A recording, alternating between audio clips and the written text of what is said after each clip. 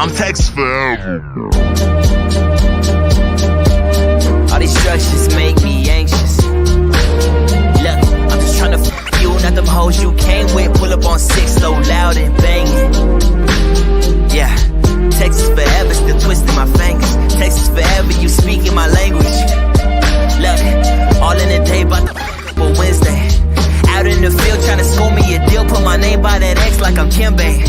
I do it off of my team, just a young covered in green like I'm Dende. We ain't compadres, comprende. Clutch city, crush city, whatever you call it. I stay with my friends, stay hands in, never hand out. Look, I had it, go get it, my everybody say I'm the man now. Wrist moving in and out the kitchen, my might pull up on 6 in the whip, whipping it. I'm just a young getting it. All I had was the pot I was pissing in. Now everybody want pieces, percentages. I'm just trying to get my niggas over. I did the work that these niggas want. All this money, cash, cars, clothes, hoes. Coming in fast, but I'm sipping slow. Cause it's Texas forever. You already know. It's more down there. Tex forever.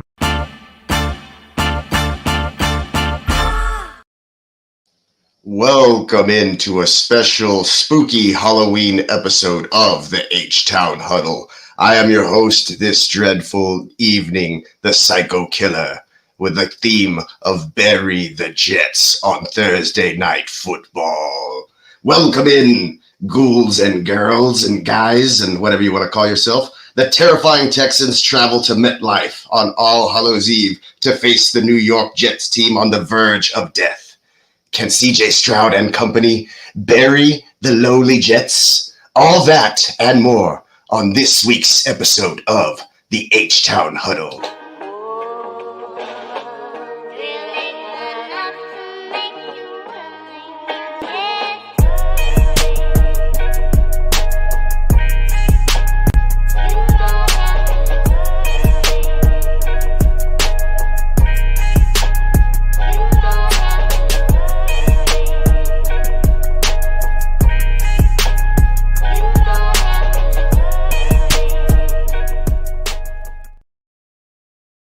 Good evening, guys and ghouls and girls and everybody who's joining me tonight on this special edition, Halloween special of the H-Town Huddle. I am your host, the Neon Peacock. Of course, I hope you enjoyed that little Halloween edition of the intro there. I am wearing my skeleton t-shirt, at least a little too hot in here to go full costume and do the face paint and all that good stuff. But really, you guys know me. If you know me, you know that I enjoy Halloween. It's one of my favorite holidays. I know it's kind of weird because I'm like... well, if you know me, it kind of contradicts with a lot of things that that I should stand for. But it's all about having fun. It's all about the kids, and it dates back to just me going out and not really getting to experience a lot of Halloween when I was younger. So of course, you never grow up, and you want to continue having fun, especially when you have the freedom to do the things that your parents wouldn't let you do when you were a kid. So now as an adult, I have free reign for all that stuff. My wife kind of gives me the eye and tells me to cool it and not to watch scary movies with the kids, but they love it also. And that's what it's all about. It's about having fun, right? So thank you guys once again for joining me tonight. We are going to just recap the Colts demise last week really quickly, and then we'll jump into the killer matchup tomorrow night on Halloween night. So appreciate everybody for rocking with me in the chat. Shout out to Lee, our ear to the streets, as always. No, he enjoyed that. And of course, Bogart, my main man over there at the GMM network, he says, killer intro, pun intended, of course. Yeah, the intro was pretty dope. Hope you guys liked that. That was pretty fun. Just changing it up a little bit, making light of the holiday and whatnot. Make sure you guys are joining us tomorrow for the live watch party as well. I got to figure out what my plans are. I think that there's a trunk or treat going on at my kids' karate, but it's not going to take the whole evening or anything like that. So we should be able to enjoy the Jets-Texans matchup together, everyone. So thank you guys once again. Appreciate it. I don't want to grow up either. I'm a Toys R Us kid. Exactly, GMM. That's the motto around here. And that's why we do this. We get together, we talk football, we have fun. I think that's why we play fantasy football, as adults, just kind of relive those childhood days and times. Like I live vicariously through these guys out there on the TV. I can't play tackle football anymore. And I think, a few short years after high school, I was like, I'm definitely not playing tackle football anymore. So especially with insurance and things about, growing up, right? You have things that you have to worry about like health and your kids and, your brain. One too many concussions back in the day. Hey, salute, Derek. Appreciate you for hopping in. I know Derek enjoys Halloween, scary movies, and all that stuff from the time that I've talked with him. So I know he's about to have a lot of fun on this holiday as well. So yeah, make sure you guys are hitting the like, the thumbs up, and the subscription stuff. Make sure you're checking out the sister channels and our mothership, the GWN Network. And I'm going to let you guys in on a sneak peek. Those of you watching tonight for the next 36 hours or so, because the sale already started, if you use code BOO12 at neonpeacockmerch.com at checkout, that's code BOO12 at checkout, you'll be in store for some $12 t-shirts. I know Lee already took advantage of that earlier today. New Texans linebacker. Here's our news from the streets, the ear to the streets. Lee, he says, new Texans linebacker Devin White is excited to work with head coach DeMeco Ryans, who was a big part of his decision to join Houston. Yeah, and I think I kind of touched on that last week, saying, that DeMeco's a bit of a linebacker whisperer in a sense. He kind of gets a hold of some of these guys. I've seen it with H2O. We saw it with Christian Harris last season as well. And they're able to really succeed, or he gets the best out of them in these, in this system. So, like I said, just something to keep an eye on. Devin did get into the game this last week and made a few plays as well. So definitely needed. We're shorthanded with Aziz Al-Shire missing with a knee injury. And of course, H2O still dealing with the concussion issues. So, and since we're on that, might as well just, let's go ahead and just start this time. I don't necessarily have like a game plan for this. But I'll start with the injury report and then we'll double back over the Colts recap. Why don't we do that? So here is the Texans injury news. Let me go to full screen because I'm having trouble reading this. All right. And I think I even have a banner. Here we go. Boom. Yeah, I'm getting on it. All right, here we go. Pause. And there I go into the corner. Cool. So injury report versus the Jets. Here we are. This came out today. Obviously short week. Texans are playing tomorrow night. This is Wednesday already. So they sped up. They kind of had like a double long practice. Not a lot of stuff available to the media as far as them being able to take video or see. But here you have it. Aziz Al-Shire again misses with a knee injury. This one really hurt.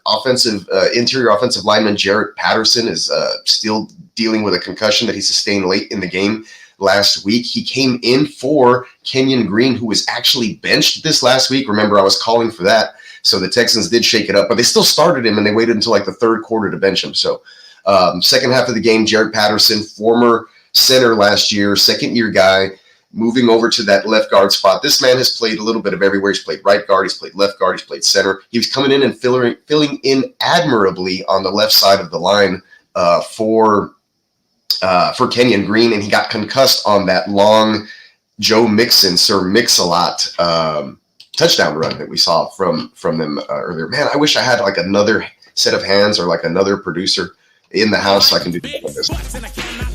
I like big butts and I cannot lie. I like big butts and I cannot lie. Got like a triple dose of Joe Mixon. And, while we're on that and we're talking about Joe Mixon and bouncing around a little bit, but I do have a note. Well, maybe I'll just come back to it, right? I'm sure I'll throw that out there later on. So, like I said, a little disorganized today, short week, planning for Halloween, all that good news. But the rest of it, safety Jimmy Ward out with a groin injury. This is a guy that I want to say has been kind of a bust for us. Last year, he had one game-sealing interception versus Russell Wilson and the Broncos. He had a couple of big hits early on in this year, and then that's it. He hasn't really done much for us out there. I feel like this has been kind of a bust keep as far as keeping him or retaining him from last season. He's dealt with injury issues the last couple of seasons, and he's continued to deal with that. So right, obviously Kalen Bullock has been playing well and filling in admirably in his absence, and so we were kind of waiting and hoping to see if the rookie would step up and be safe enough to start, and he's kind of run away with that ever since Jimmy Ward got injured. I think in week 3 or middle of week 2. So Kalen Bullock, like I said, doing well, filling in admirably. Unfortunately, Jimmy Ward again missing with a groin injury, and like I said, probably pegging this as a Caserio, DeMeco Ryans kind of like fail as far as what we could have gotten out. There was guys like Isaiah Simmons out there who we could have gone after instead. But, like I said, the rookie, Kalen Bullock, still playing well. Unfortunately, Jimmy Ward cannot get healthy. When he is healthy, He helps as a run-stopping DB versus running teams, and Caleb Bullock is more of like the coverage guy, but he's been playing good football. Every time he's out there, it seems like he's getting an interception. I trust him more in coverage, and that's where the Texans are really susceptible. So I'd rather have him out there than Jimmy Ward, to be honest. Nico Collins still out with a hamstring. Of course, he will be back, or he's expected to be back next week. My guess is if he wasn't placed on the IR, he'd be good enough to go this week, but you don't want him out there then having a fast turnaround on this for the next game, because I think the Texans play 3 games within the next 10 days or something crazy like that, or 3 primetime games coming up. Sunday night after this one, and then another Monday night later on. So, all eyes on Texas in this tough stretch. But luckily, we're expected to get Nico Collins back. And like I said, I would have expected him to play this week had he not been placed on the IR. And then, of course, linebacker Kamari Lassiter did return to practice. You see the green check mark next to his name down there at the bottom. And Henry Tuato also returned. Tuato, the Samoan there, or Hawaiian, returned to practice from the concussion injury. So good to see him back out there. And all you guys, IDP lineups, go ahead. He should be ready to go. He said he was excited in a locker room interview. So I'm expecting good things from H2O, a bump up over Jake Hansen, who did have a missed tackle 2 weeks ago in a game versus the Packers that could have kept Josh Jacobs out of the end zone and maybe help us win that game. So Tuato is back. Aziz missing again, probably not tracking to play. I don't expect him to play, so we'll probably get another huge dose of Neville Hewitt, who's played phenomenal. He almost had a pick 6 versus the Packers, 10-plus stops in the last 2 games, I believe. So really good. Like I said, you get a linebacker into this situation, and D'Amico just does the best with them. So really good to see there. Good stuff from them. What's going on in the chat? Hey, what is good? My man Tino, what is good, team? And Philip V, shout out, man. Appreciate you. Who is Devin White taking snaps from this week? Yeah, like I said, it'd probably be Neville Hewitt, if any, but I don't know if he's that far progressed, or with the nuances, or if the coaching staff has that much trust in him this early on from being acquired. So my guess is if H2O is back, it's going to be H2O fully fired up with Neville Hewitt taking that other spot, and then sprinkled in with Devin White. So I think Devin White would be taking those Jake Hansen snaps, although Hansen has also played fairly well. Like I said, he also got a little banged up, and like I said, he had a slip missed tackle in coverage, which you can't really blame him for that. He's basically a third-string linebacker who was able to come up and I think get like somewhere between 7 to 9 tackles the other week. So there you have it. There's the injury report, or the Texans' final injury report before this game versus the Jets tomorrow. Let's double back a little bit here, though, and talk about the phenomenal win over the Colts. It was close, like I mentioned last week. I think I was talking about it. I said the Colts have played in only 1-score games all season long, so I knew it was going to be a close one. Divisional game. They know each other very well. And last year, all the Colts fans were talking all this shit, saying the Texans haven't beaten Anthony Richardson, blah, blah, blah. And, well, guess what? They beat him twice, right? And a lot of that had to do with this tandem duo right here, the dudes that I like to call the nightmare fuel, Danielle Hunter and Will Anderson Jr., right? And so these guys have just been killing it out there for the Texans this season. Lots of pressure. We'll get into some of their statistics here in a bit. But, or actually, I can just pull them up since I have them there right now. There it is, Danielle Hunter and Will Anderson Jr. versus the Colts last week. 16 pressures. And this is, mind you, a really, really good Colts offensive line, right? They've done a phenomenal job all year long. Like I said, the Colts have been playing in 1-score games despite Anthony Richardson. So Danielle Hunter and Will Anderson Jr. alone, 16 pressures, 3 sacks between the two of them. Obviously, both of those going to Will Anderson. 12 hurries, and then the win rate there, 30%. They're talking 1 out of every 3 plays. That's just ridiculous. And then a 16.1 the win rate, right? So if you're getting there on a third of the time, and then you're winning half of that time, you're absolutely wrecking the opposition. So good to see them really getting going. Also, Tim Settle has been one of the most productive interior linemen in the past 3 weeks, according to PFF grades. And just, getting pressure and really just filling that gap lane, letting these two guys work on the outside, and then letting the sacks basically come to him. So awesome stuff from the Texans defensive line. And that's what you like to see. And that's going to be one of the strong suits, obviously, this week. And here you go, the rundown of the schedule. They got the Jets this week. Then they have Detroit Sunday night, if I'm not mistaken. And then the following Monday night, they're playing Dallas. So, rough little stretch as far as the way the schedule shakes out for the time that they have to rest in between these games. But like I said, typically in these shorter weeks like this, the better team typically is the one that just kind of comes out and wins because the prep is a lot lower. You're not grinding a bunch of film, and then you have the shorter recovery times and guys out and game plans are kind of just, vanilla. So the teams that are typically just better off are the ones that kind of, stand out. So, so let's go back. Let's try to cut through the Colts really quick if I can. I don't have a lot of images, so I probably have more stuff over here in my banners. So let's just run it down this way. Here you go. Eric Murray versus the Colts. That's the backup safety who's been, I guess, kind of playing in place more so for Jimmy Ward as well. And they've just been relying on Kalen Bullock in the coverage stuff. But Eric Murray has been one of the best backup safeties so far this season. 6 targets last week, only 2 catches, 30 yards, 3 pass breakups, 50.7 passer rating when targeted. And I don't know if that was more Anthony Richardson or not, right? He had 2 run stops as well. So Eric Murray doing his thing. Got to give him his flowers. And if you guys don't know who Eric Murray is or what he looks like, I think I have. I thought I had a picture of Eric Murray, but I guess not. Wow. Tim Settle, white out, green. No, I guess not. Damn.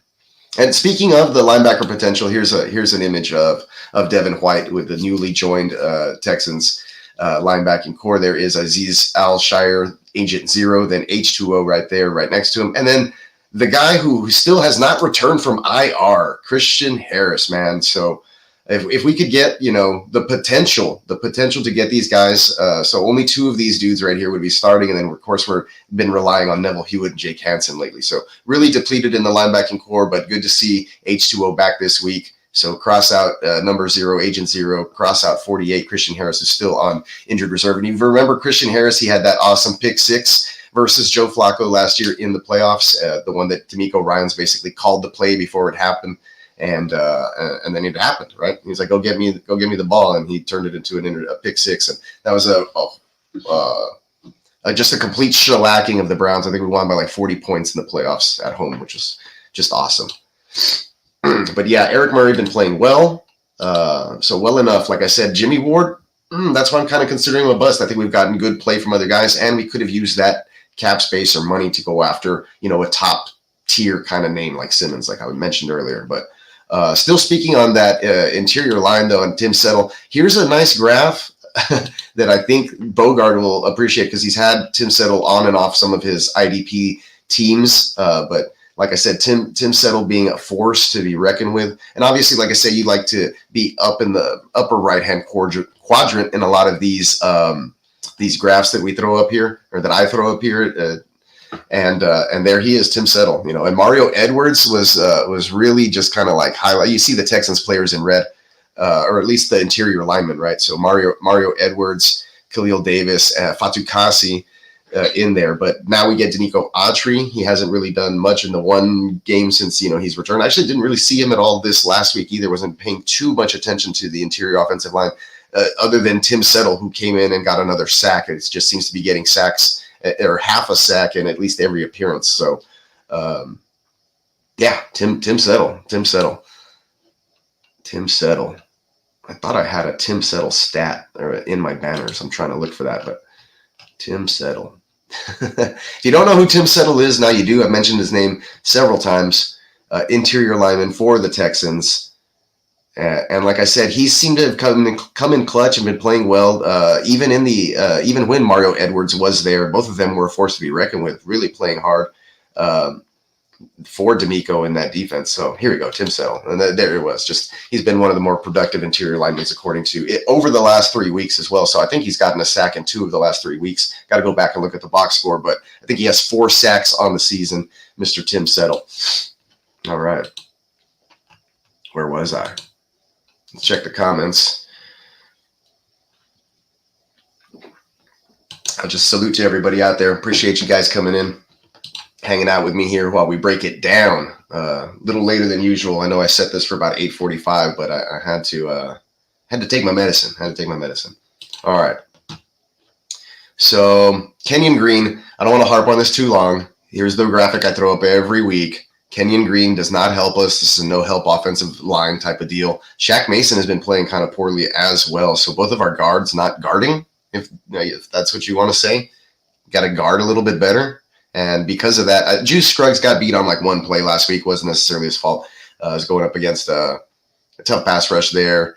Not a lot of help. He's gonna have a play or two where he's not, whatever. Sometimes he'll get beat. He's young. I think he's a second-year player, our center here. But the guard play has been horrendous. More so Kenyon Green. And let's see. Got Kenyon Green is killing us. So here's the entire PFF grades for these dudes.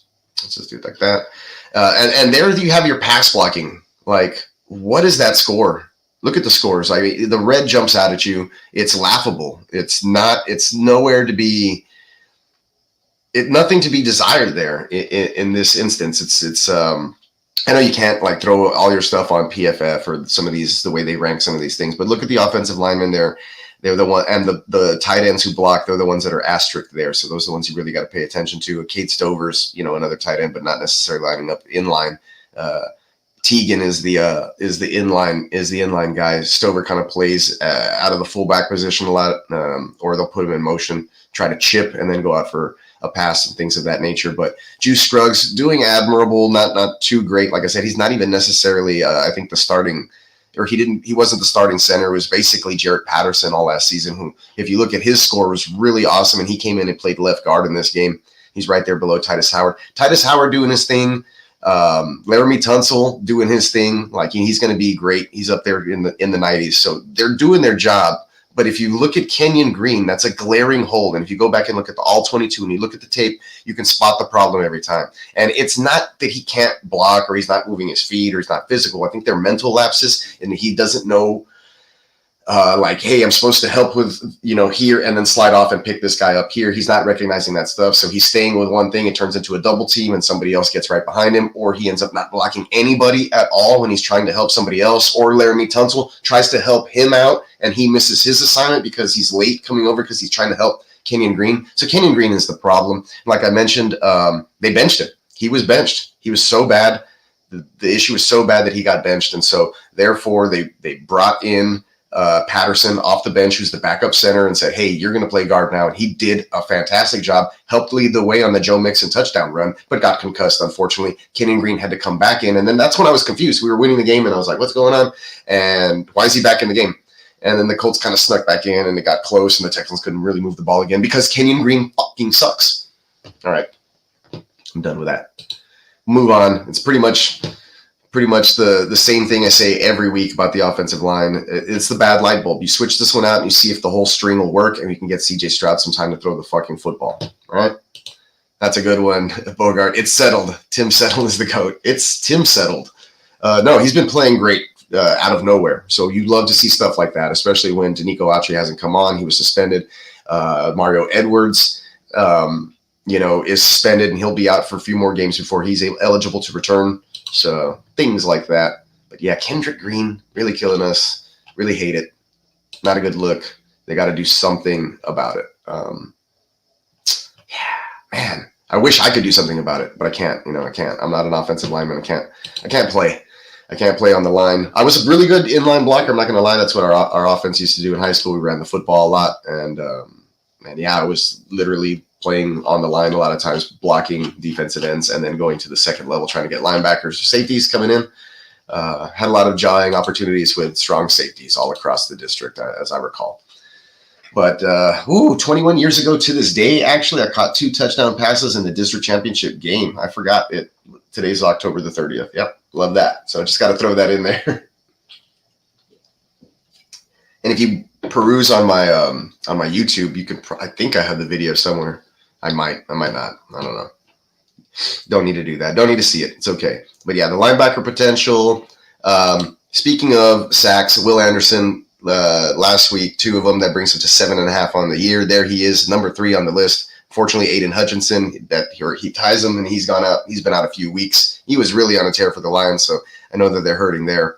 But it's nice to see Will Anderson in a sophomore campaign having a good start to the season, or a good first half of the season. 7.5 sacks in 8 games is pretty damn good. And I remember hearing a few folks saying like, "Oh, he's not sacked. The sacks aren't coming." Blah, blah, blah. He's going to be just fine. You know, he's very much worth what the Texans traded away to move up and grab him. You know, pause. So, boom. Let's continue with the QB pressure list here. So there it is. Your 2024 QB pressure leaders, weeks 1 through 8. Danielle Hunter, number 1 on the list with 51 QB pressures. Will Anderson with 39.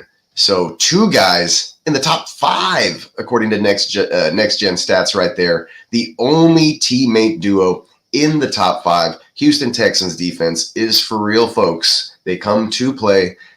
They bring the swarm, that mentality that DeMeco Ryans loves, what he's talking about. You know, that's his style, his brand of football. And this is the reason why the Texans are 6-2. People are like, oh, you know, they've won a lot of close games, and maybe they're like, you know, the worst 6-2 team we've ever seen. And I was like, well, when you bank a lot of that stuff on defense, you know, I look at these guys and, man, shoot, the way that they've been playing, they kind of remind me of the fucking Vikings right now. And, you know, it's not necessarily a bad thing. You know, defense does win championships, and I have I'm in the mindset here that, you know, if they can fix this thing on the offensive line, CJ Stroud can make anybody on the offense look like a superstar.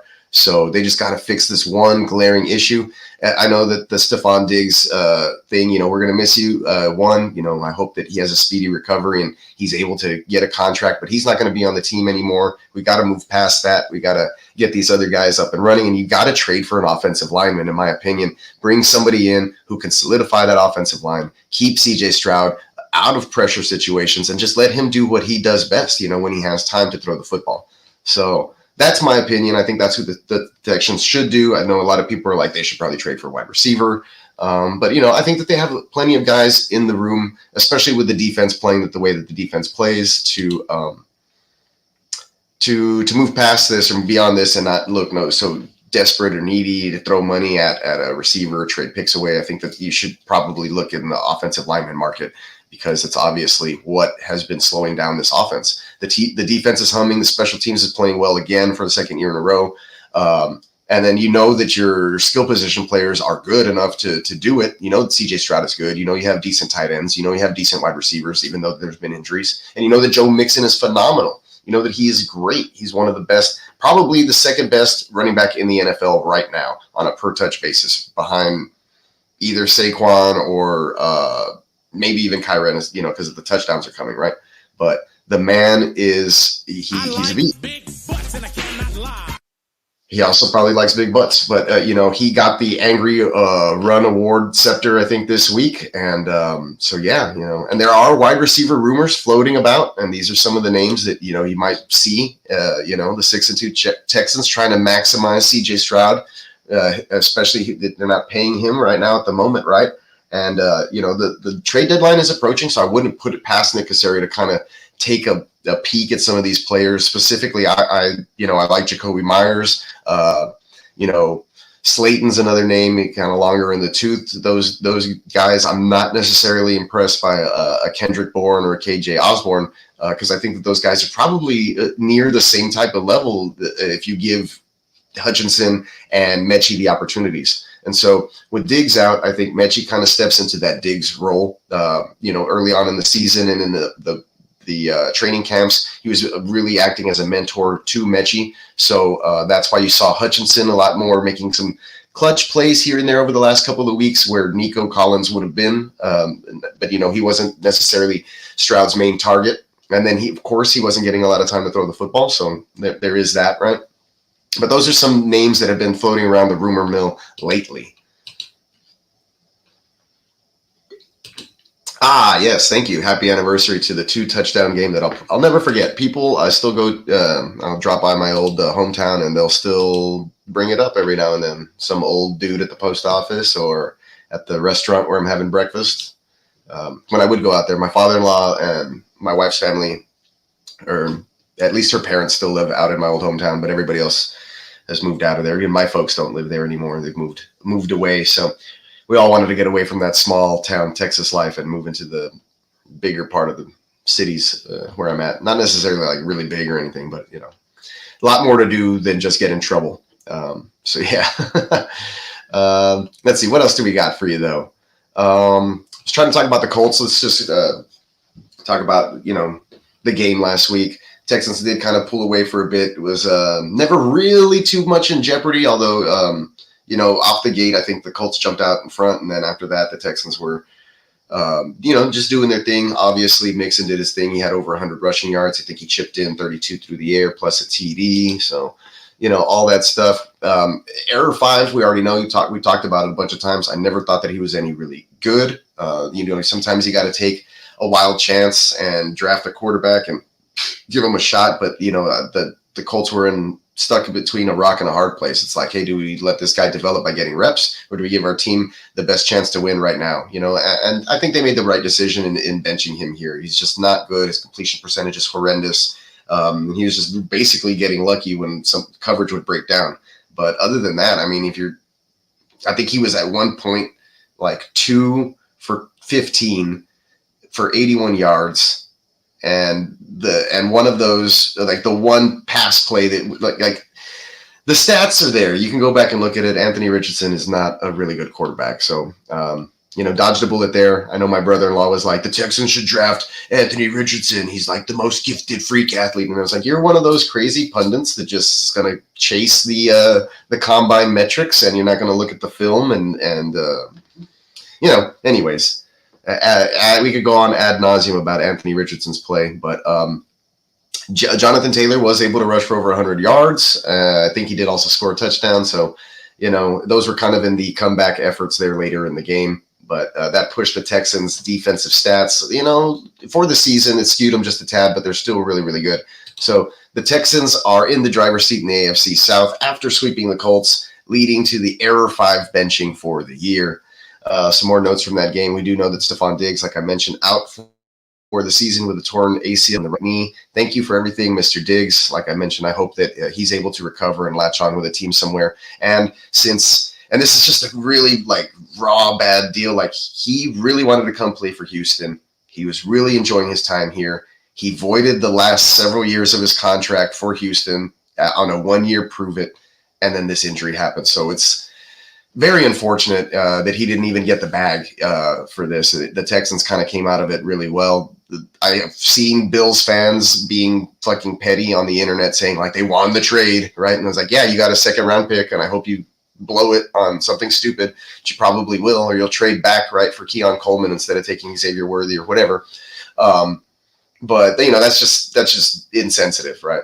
I think that they had a really bad sour split with Stephon Diggs for whatever reason, and you just see them bad-mouthing him all the time. I think he was a really good leader. He was doing it on the field. He wasn't diva-ing it up at all, and it's just a really sad situation for him. And he still has money, right? And he has a fashion line and all these other avenues, and so hopefully this is probably the last time we'll see him in a Texans uniform, but hopefully not the last time we see him play football. I think that he will be coming into an age 32 season, but I think he still has a little bit of the tank. He was providing really well as a PPR kind of guy underneath the middle. So, I mean, at least a season or two, if he can come back from that injury, should be good to go for week 1. It's only halfway through the year right now. So, like I said, happy trails and good luck to you, Mr. Diggs. We're going to miss you. I didn't even get a chance to get one of your jerseys, man. So sorry. But yeah, let's go back to and keep going over this game. Aside from that, though, the Texans walked away with the win. Stroud looked pretty decent, threw for 285 yards and a touchdown, a near 100 rating there. And then in 2024, you can look at his numbers. He's 11 touchdowns, 4 interceptions, and 95.6 rate. So a little down the numbers, right? But when Joe Mixon's cooking and you can be 6-2 and your defense is humming, sometimes that's going to happen. So we all thought the Texans were going to be a good team, kind of take a step, get some wins. CJ going to have a sophomore slump. I wouldn't say this is necessarily a sophomore slump. I just think that, hey, sometimes it's the way the offense goes. Got to fix the offensive line, though. Once we do that, we can probably see those numbers go up. Once Nico returns from his 4-game absence, we're going to get the number 1 wide receiver back. The dude was literally, after every single week, the number 1 wide receiver in terms of receiving yards, totals, and per game. So just killing it. Let's check in with the chat. VW Blue Sky. Hutchinson and Schultz need to step up. I totally agree. And appreciate you, VW Blue Sky, for dropping in. First time I see you here. Hit the like, hit the subscribe. We're here every Wednesday night, roughly 8:30, 9 o'clock, just breaking down the previous week's matchup, talking the preview for the following or upcoming game. And then I'm just giving you my thoughts, going over, basically everything from the Texans lineup to fantasy lineup advice for you guys and who you should probably be playing and picking up, right? Yeah, Diggs is not coming back. He is out for the season, man. He is out for the season. Resign, kind of risky, but, he's already known the system, has some familiarity. I mean, maybe they do give him a shot. It depends on what happens right from here till some of the moves in the offseason, particularly if they lose more guys from the inside. Hope not, right? But, you never know. You never know. The door could be open. It seems like they had a really good relationship with him. They really liked him in Houston. So you never know. I never actually even thought about that. I kind of just thinking it's a foregone conclusion that he's not coming back and we'll never see him with the Texans again. But, it is what it is. Oh, man. Hey, appreciate you, dude. Yeah, heck yeah, dude. And make sure you're checking out our other sister channels and the mothership that I fly under, the flagship, which is the GWN Network. It stands for Gen Wealth Net.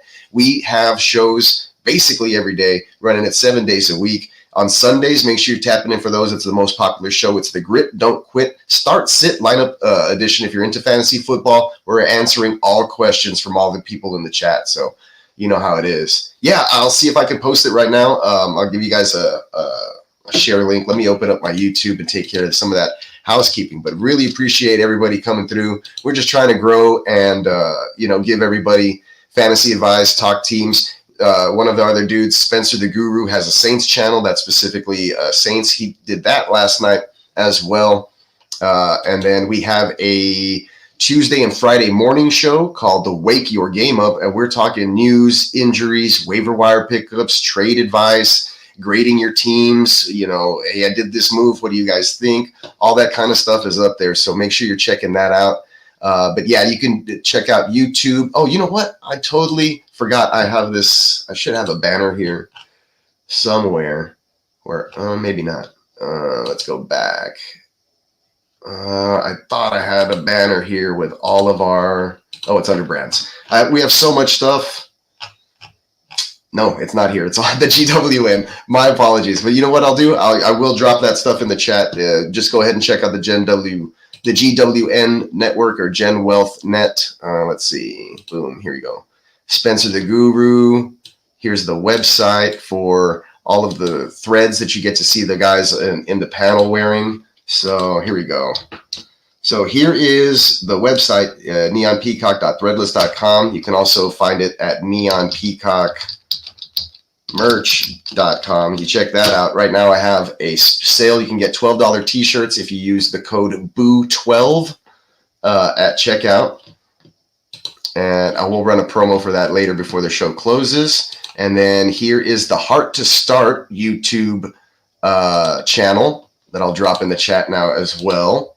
And I'm dropping it through all of these so you can actually see where the channels are coming from. We have Heart to Start. I'll drop the Spencer the Guru. You want to give all these guys a like and a follow. We are having a giveaway going on. Heart to Start Fantasy Sports Podcast is kind enough to give away a signed Trey McBride Arizona Cardinals football. So go ahead and check out any of those channels as well. And let me see. Let me put up the main one. Come on, I got to put up the main channel, the Gen Wealth Net, and that's just YouTube at Gen Wealth Net. Shoot, I'm having trouble copying it over. It wants to give me like all the subscriber information and all that other junk as well. Here it is. Boom and done. All right. So those are the main channels. Make sure you're hitting those up. Like I said, Gen Wealth Net, if you click on that one, any other show that pops out under the sister channels, you'll go ahead and get access to those automatically. But if you're liking all of them or subscribing to all of them, then, we're on all of them. So that's how we do it. personalized fantasy information, sports news. We have the Ear to the Streets Lee, who's always tapped in, always locked in, giving us the latest news. We got Dr. Bogard. We got all the cool drops and segments that you'll come to know and love from watching our show. So no, thank you, man. Really appreciate it, or girl, person. Really appreciate you just coming in and hanging out and giving us some support. I mean, tell your friends, hit the like, share it. Especially, like I said, Tuesday, Friday mornings, we rock for about 3 hours, easy on the morning show. And then Sundays, we're doing the Grit Don't Quit. That's early in the morning, at least 2-3 hours before kickoff, all the way through till the afternoon games. And then we're doing live watch parties for the Sunday night, Thursday night, Monday night games. So make sure you're hanging out and just chilling with us. And, you know, we're basically bouncing ideas off, talking football the entire time. So come hang with us. Plenty of fun for the week and the remainder of your fantasy football season and football season. So thank you very much for joining the family, man. All right. So continuing on with the Colts roundup really quickly. Back to my banners under the huddle. Let's see. Yeah, so I mentioned Texans are in the driver's seat. Been heating up, 2 wins in a row, right? On the other side, the Jets, not so much. We'll get there in a bit. But Houston's offense in Week 8 took 2 sacks, 57.5 QB pressure percentage. We talked about Kenyon Green kind of being the problem there. Hopefully, now they asked Coach D'Amico Ryans in press conferences either today or yesterday, you know, about Kenyon Green, and he says he's ready to roll. So fuck. They're going to put him out there again, and hopefully we don't get killed.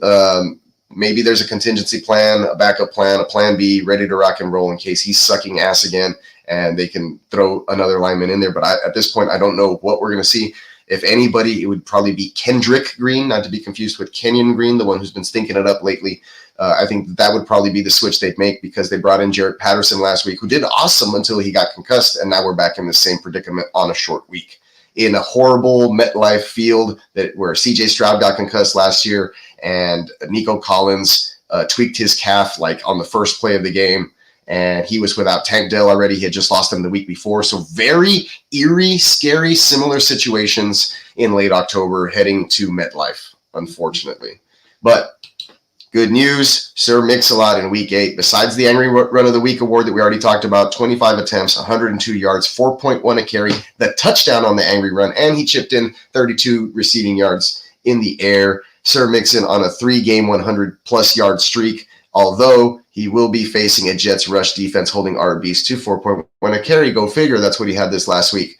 That's tied for 8th, or good enough to be tied for 8th in 2024 for the Jets. Yeah. Moving along. All right. Anything else from last week that we should talk about? Anybody want to talk about? I'm not here to talk about the Colts. Don't care. Beat their ass twice. Swept them. And now they want to make a push and win games with Flacco. I don't understand it. Weird reasoning. Might as well just keep going with AR or error. Or they're afraid he's going to tap out again. A pass rush defense. A Texans pass rush defense that makes you tap out. Texans pass rush in 2024, 27 sacks. So that's good enough for 3rd in the league. 43.8 QB pressure rate or percentage. That is 1st in the National Football League. Last week, 5 sacks on error 5. And Will Anderson now 7.5 on the season. Daniil Hunter 5.5. And as I mentioned, Tim, it's settle with 4.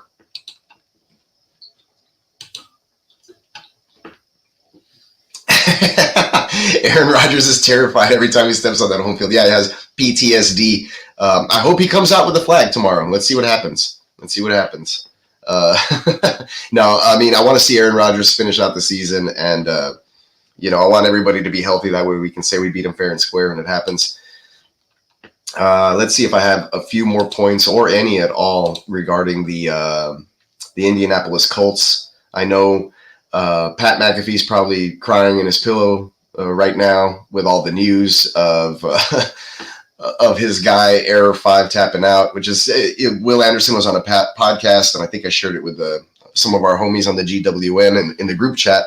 And Will Anderson said he's never in his life seen a quarterback tap out, and he just says that that's a testament to the Houston Texans defense, that swarm mentality, that high pressure rate. And here it is again, like I said. Versus the Colts, 16 pressures, 3 sacks, 12 hurries, Hunter's win rate was 30.3. Anderson's win rate 16.1. They wrecked them. Ew, did I say wrecked them? Pause. Geez. And then, of course, I had that graphic earlier with the pressures, both these guys ranking in the top 4 pass rushers as far as QB pressures in the entire NFL, the only duo to do it. So the Texans D humming off of the nightmare fuel, as I like to call it. Let's pull that nightmare fuel up again. There they are. The nightmare fuel. Look at Danielle Hunter's arms. It's crazy. I think he has veins on top of veins. His veins have muscles. All right. Ridiculous. And it seems like every time he makes a sack, it looks like a wild animal eating its prey. It's pretty crazy. All right, let's see. What are we talking about now? Oh, here we go. Fun fact. Houston, the only Houston Texan quarterbacks in franchise history to sweep the Colts in a season has been Brock Osweiler back in 2016. I know Bogart's going to love that one. And CJ Stroud this last year. Wow. Wait, I have that.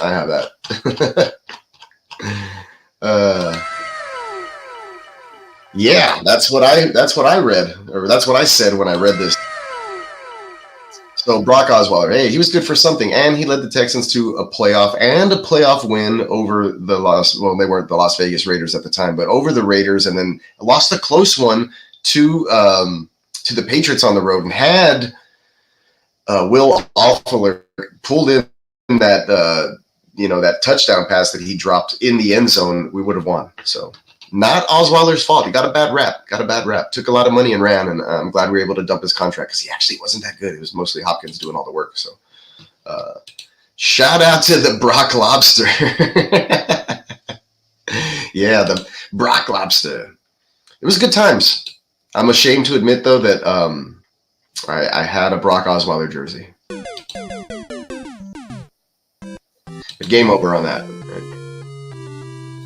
Let's see. What does Bogart say? The Lobster was the only QB Nook couldn't eat with. I'm going to say that I remember having him on a roster, and he was good for 10 to 12 fantasy points, and then maybe a little bit more if he scored a touchdown. So you're right. He doesn't like eating excessively, but he still had a pretty good season with him. Oh, there you go. You had a car jersey, bro. Yeah, those are the days. I mean, at least then, though, the expectations weren't the expectations barely got to the level that they are now, right? It's been a while, but back then definitely weren't high at all. But yeah, it was tough. He had a rough go with the offensive line as well.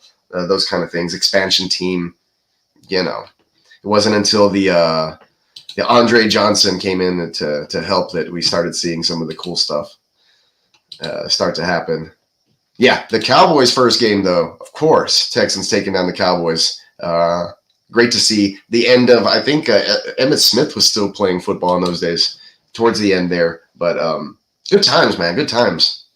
Come a long way now. I'm just really excited that we have a quarterback like CJ Stroud. And the Texans on 2 wins right now, going on the road. Got to pull this one out. I know that it's like a must win. The Jets are ass backed into a corner right now, but every game is important. We want to win every game. We don't care. We don't care. We need to beat the other team. So that's what's happening with that. Got to travel well. I know the Texans are already out there. Got to get prepped. Got to execute. Got to have better offensive line play. But here we are going into week 9. The only AFC teams with at least 6 wins after 8 weeks. Chiefs have 7, obviously. Steelers 6-2.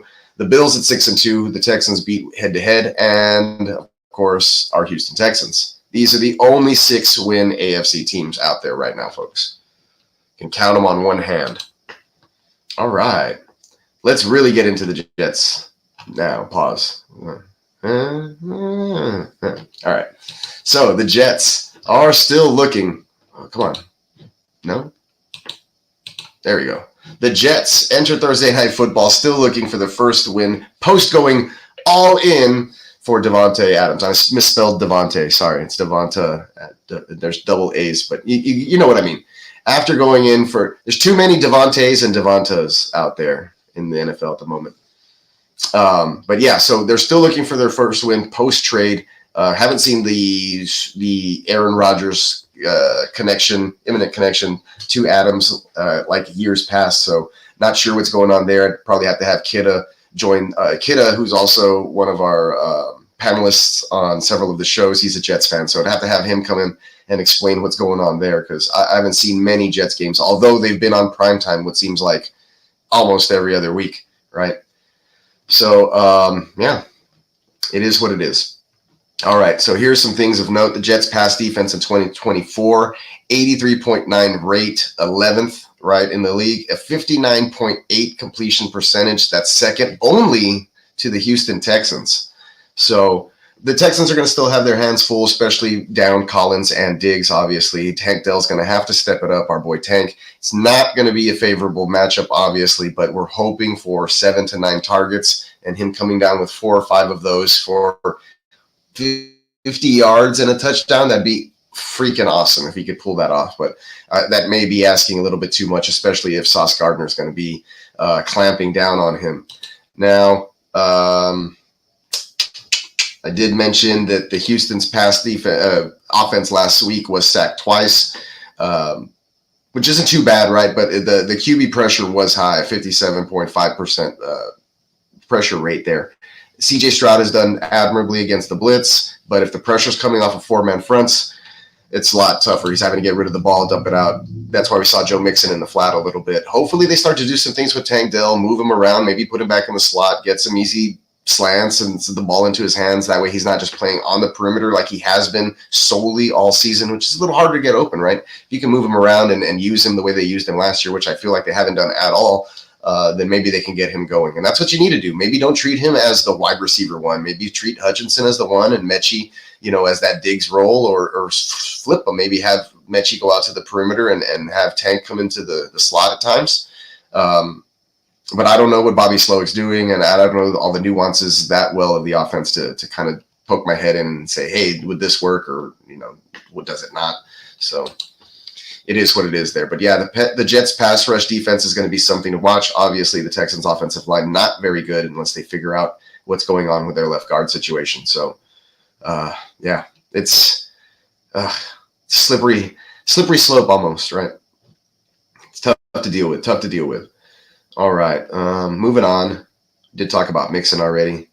Aaron Rodgers last week, 2 touchdowns, 233 yards, 111.2 rate. He broke a 3-game interception streak that he was on, so he had a really good game last week. Did not get the win versus the New England Patriots, which is kind of surprising, but now we have a backed-up Jets team, really fighting and scraping for a win. These are when teams are at their most dangerous. And then Texans, short week, injury-riddled again, losing a major key leader in the locker room and on the field. It kind of takes the air out of your sails a little bit. So we'll see if they travel well and are able to get up for this. I mean, hopefully D'Amico and the coaching staff will have them ready to play and execute and be excited and good to go. But the overall atmosphere, from what I saw from some of the quick practice film, obviously they're not doing too much. It's a short week. You want to recover more than anything, but it didn't seem like you're just going to be able to flip the switch from after a devastating injury and losing Stephon Diggs for the season. So in that game, though, last week, only 6 targets and 4 receptions, 54 yards for Devontae Adams. There I spelled his name right. But on the other side, Garrett Wilson with a 5 for 8 and 113 yards through the air. The Texans are going to have to be wary and not give up a big play, which they have been known to do. I think they've given up 11 TDs or something crazy like that. Let's see. Texans pass defense in 2024, an 80.1 rate, which is tied for 4th. Not bad. And the 53.1 completion percentage, there's what I was talking about being first. This team that's second, the Jets, who they're playing this week. So could be a defensive battle as far as the passing game goes. I expect both running backs to get heavily involved in this one.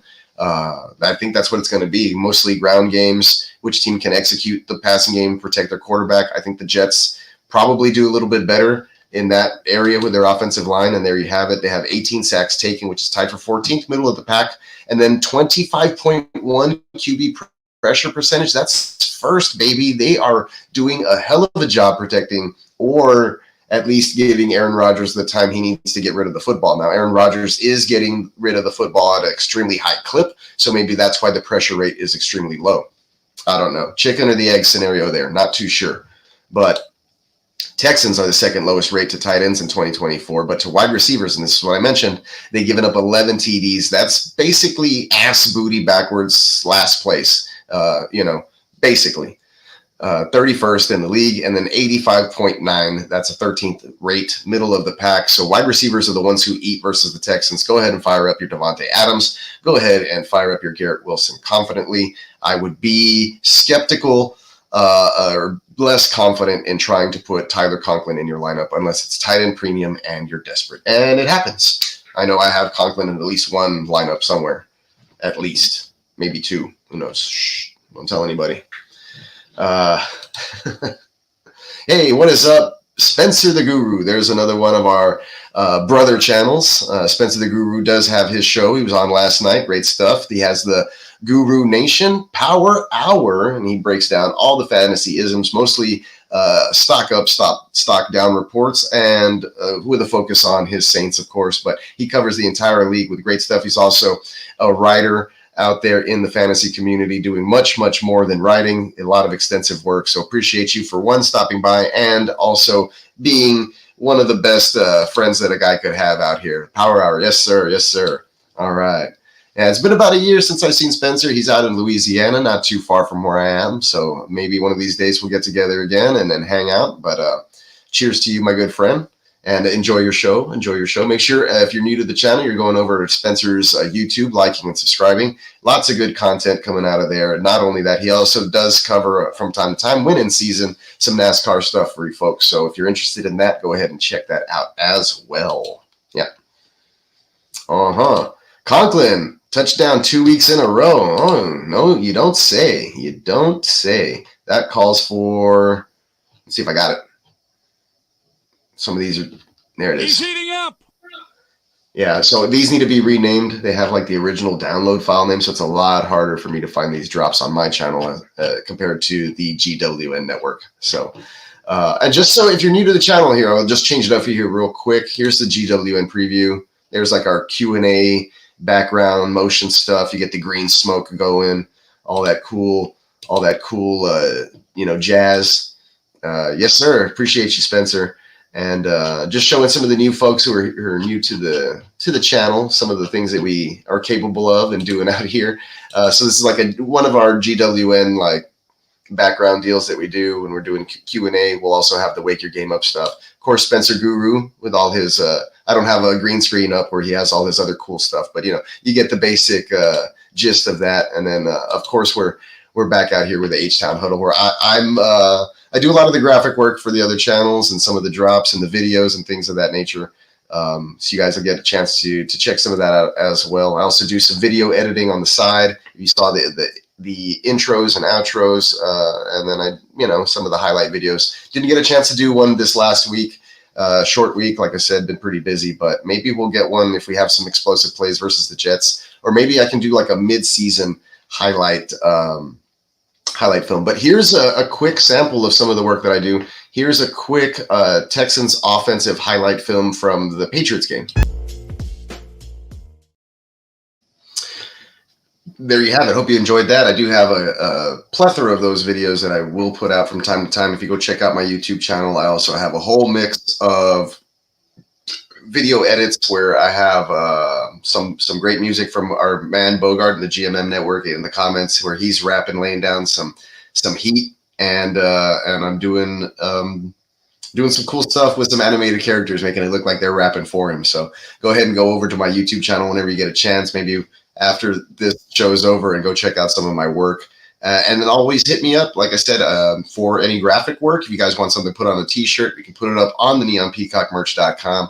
Available for you to buy, and then you can grab t-shirts when I'm having a sale. Make sure you're heading on over there for the next 36 to 24 hours. The sale will still be going on. Try to hit BOO12 in the checkout for your code there, and you get $12 t-shirts marked down from 22. So saving some serious dough. How does he make any money, guys? I don't know. I'm just giving these things away basically, but go ahead and check out the website. Lots of cool merch. Not only do I have custom stuff for fantasy leagues and teams, but we have all the custom player nickname Hall of Fame stuff, from the Jets to the Chargers. I mean, anybody you want, you name it, it's on there. And if there is somebody that you don't see on there that you would like to see, give me an idea for a cool shirt and I will get it up there for you. No problem. The motto is, it can be done. Now, back to the show.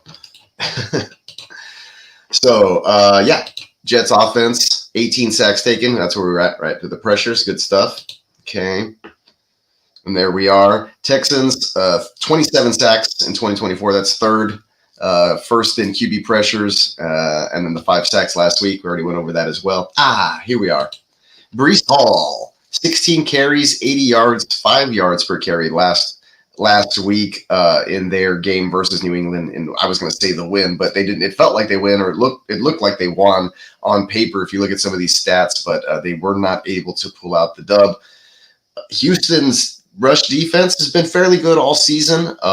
They may have some issues again, but I feel like they faced top-notch running backs from other teams and done a fairly good job, kind of just bottling them up or keeping them, in a kind of bend, don't break mentality to where that doesn't hurt them too much. Houston's rush defense versus JT last week, however, did allow a C note plus 105 yards, 5.3 a carry, which, like I said, elevated or kind of skewed their yards per carry all the way up to 5.1 yards per carry in 2024. I think it was like at a 3.7 before this game. So I'm a numbers guy, but I'm also a films guy. So do a little bit of both, as you should. Yes, sir. Yes, sir. Yeah, take advantage of the Halloween sale. Use the code BOO12. Yeah, you don't need to put the space in there, but just for reading preferences. Yes, appreciate you, man. Appreciate you, man. Tino win here. You already know it. Shohei about to hit a home run. Hitting us with the World Series updates. Yeah, once my Astros back here were eliminated, I just kind of said I want both these teams to lose, and therefore I'm not really watching. I caught some parts. I'm staying relevant, right? It's water cooler talk at least, but I don't really care. Don't really care. Give it to the Dodgers, sure. Better than the Yankees.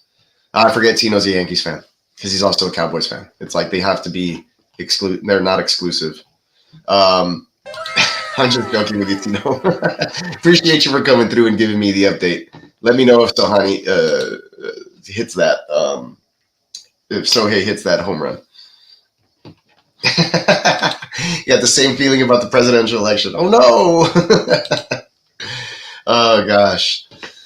Yeah, I just can't wait for all the political ads to kind of just be over with. They're getting out of hand. Really, really getting annoying, actually. So yeah, Breece Hall will prove to be a challenge, I think, this week. Just got to see what's available for us with the linebacking core. I think they've been playing well. They should play fairly juiced up. The thing that worries me is when the backs escape out of the backfield and we have to get one of our lesser linebackers in coverage. It's worried me in the past with Hansen, and we saw it on Josh Jacobs' first receiving touchdown of his career. Hansen slips and falls, is not able to make a tackle, 5 yards from the goal line or whatever, and it's an easy touchdown for Josh Jacobs. So it's little things like that. But with H2O back, I'm assuming better linebacker play, and hopefully Neville Hewitt can just continue to fill in that hole. We'll see if we can get Azeez Al-Shire back. I think that this is probably like maybe he could go. I don't know. I'm not too sure about what's going on with his knee injury, but it seems like you don't want to put him out there on a short week on a bad field, right? Just let him get fully recovered, fully healthy, and then bring everybody back for the really, really big game versus the Detroit Lions. Yeah.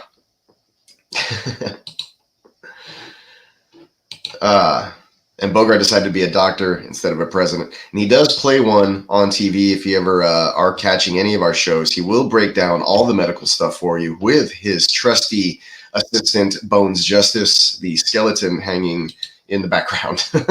So make sure you're checking out those shows. If you don't know what I'm talking about, you will. It'll be probably your favorite thing after you see it. So make sure that you are checking out those other shows as well. All right. And tomorrow, like I said, we're going to be doing the live watch party for Halloween, baby. So I will probably be in costume, some sort of costume, although it does get hot in here. So maybe I'll have to bring an extra fan in from the garage, or we'll just do it for a small period of time. But might also be taking my kids trick-or-treating. So we're going to have to play around with it. But I'm sure the crew will band together and we'll take shifts on the live stream watching the Texans versus the Jets. Actually, if the game's going to be going on, I'm not taking my kids trick-or-treating during that time. We're getting it done early, like right after school. So lots of stuff going on this Halloween weekend. Like I said, one of my favorite times of the year.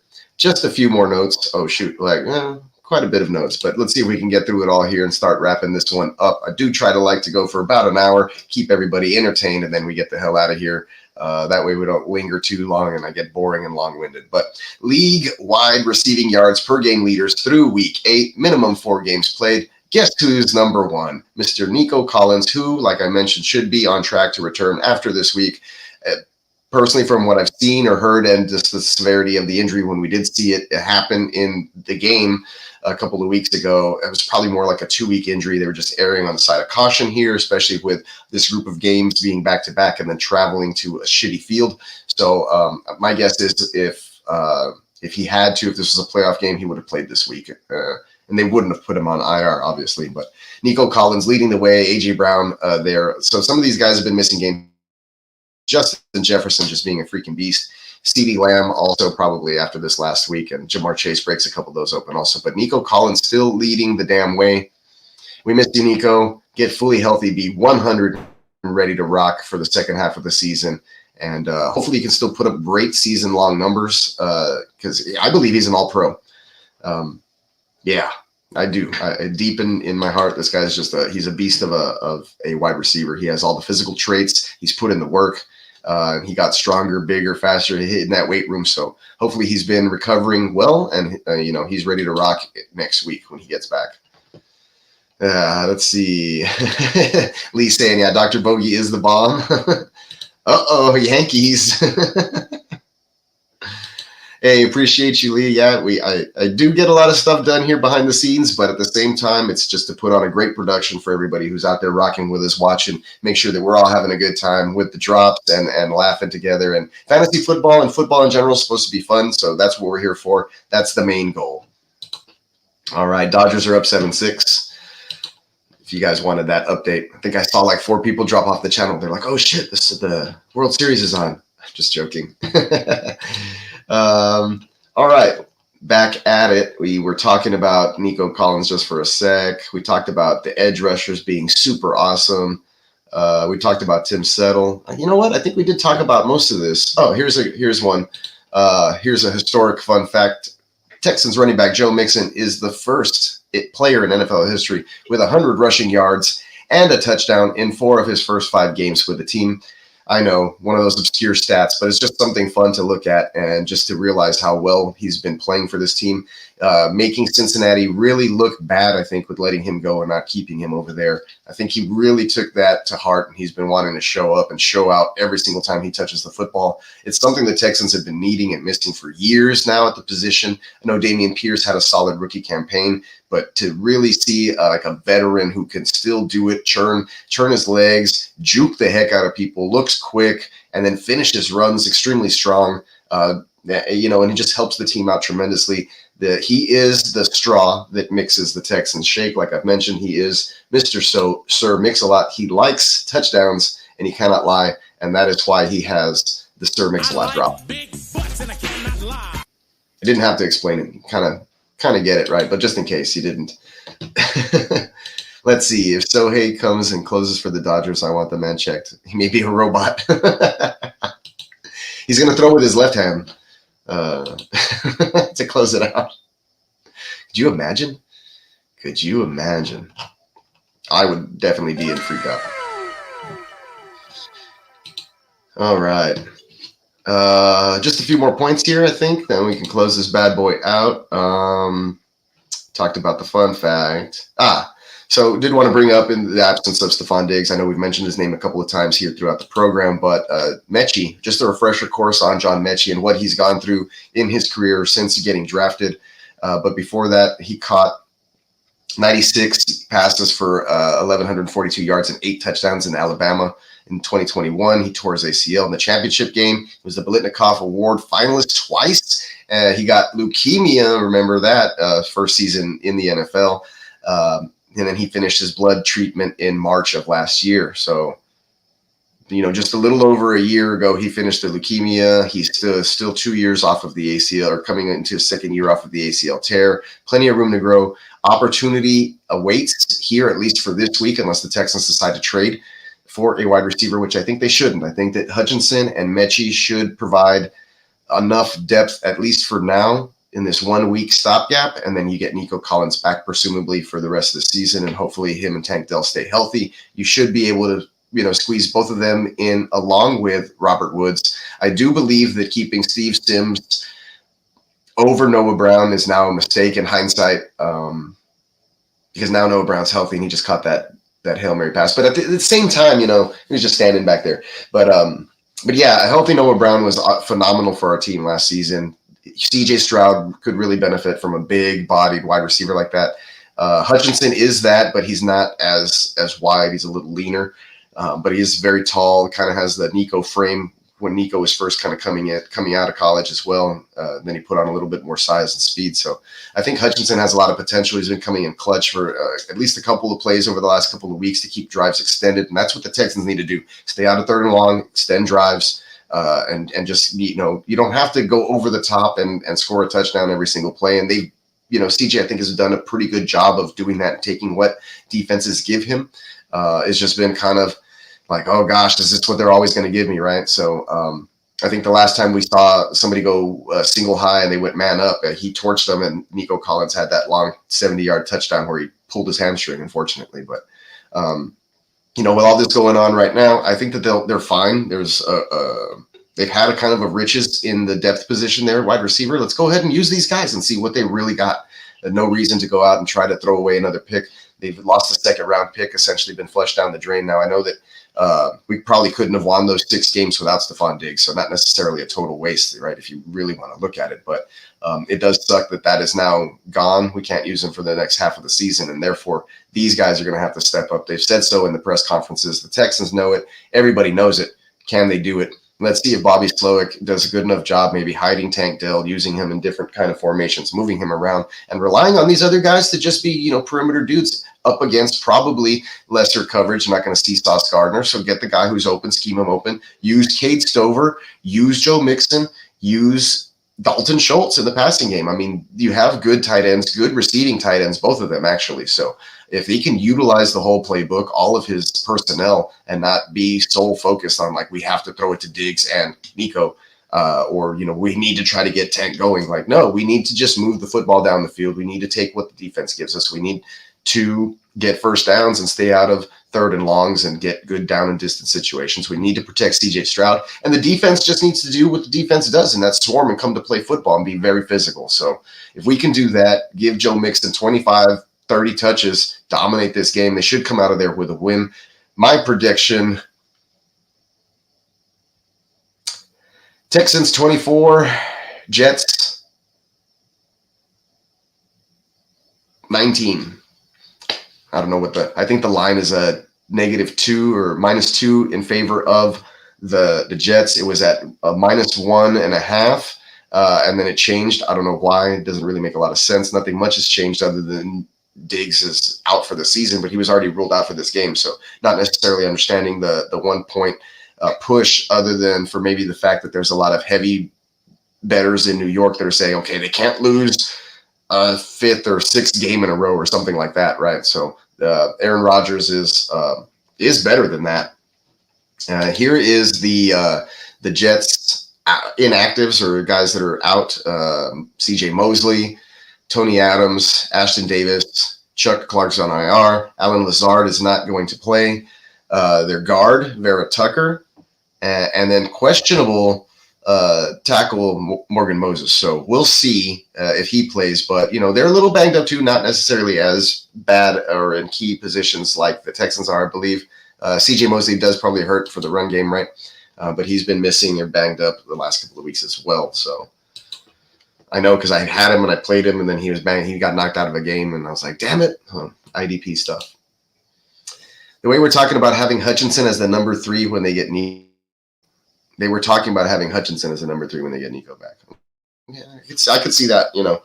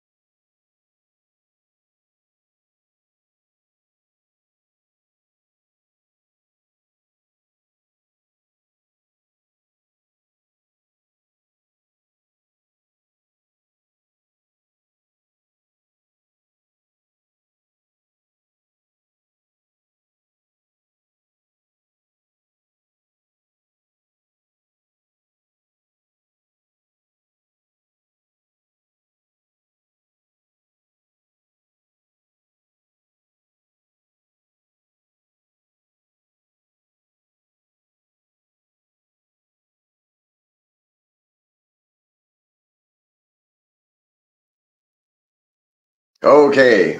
The internet definitely went out at my house, so don't know what's going on there. Sorry, everybody, for that. But at least I can come back on here and I can end the stream without it going forever and ever. I had to disconnect the internet from my phone, and I'm just going off of whatever right now. So no, it definitely wasn't an alien abduction, but I appreciate everybody for for your concerns. But yeah, really spooky stuff going on. Spectrum sucks ass right now, so sorry about all of that. But yeah, the Halloween special, we'll throw this one up for tomorrow as well. We'll have that on in the background. We'll do some spooky stuff, so make sure you're checking us out while we're doing the live watch party. Apologize for being in the matrix, but yeah, if you can see, like, my internet's down, like my connection was interrupted, so we got to make do with what we can. But appreciate everybody, especially the new folks who are up in here. Make sure you tell your friends, like and subscribe. We're here to help you win fantasy championships. All of us are in multiple leagues. We play together against each other. We're in a war right now. It's battle number 9 coming up, right? And we'll see who's the last man standing. Only one team can win a championship, folks. So stay with it. Keep grinning and bearing, even if your team sucks. But we're doing it. We're doing it live, and we're here helping you out. So appreciate everybody for showing up, showing out, showing the support to the H-Town Huddle. Like the show, subscribe, tell all your friends. Go check out neonpeacockmerch.com. Use code BOO12 at checkout for $12 t-shirts. Check out all the other stuff on the website. Have a fun and safe Halloween. Make sure you're checking us out tomorrow night as well. We will be on rocking with you to watch this game. And go to